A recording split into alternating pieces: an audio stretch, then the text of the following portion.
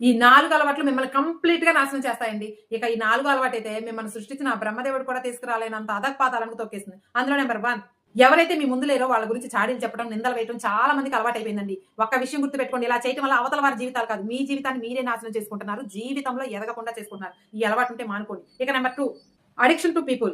జనాలు ఏమనుకుంటారో, నలుగురు ఏమనుకుంటారో అని చాలా మంది జనం ఏం చేస్తారు తెలుసా? తాము చేయాలనుకున్న పనులన్నీ కూడా ఆపేసి, అవి తీరకుండానే చనిపోతూ ఉన్నారండి. జనాలు మనం ఏం చేసినా అంటారు. చేసినా అంటారు, చేయకపోయినా అంటారు. కాబట్టి ఈ నలుగురిని లైట్‌గా తీసుకొని మీరు చేయాలనుకున్న పని నిజాయితీగా సక్సెస్‌ఫుల్‌గా చేసుకుంటూ వెళ్ళండి. ఇక నంబర్ 3, గతం గురించి ఎక్కువగా ఆలోచించడం.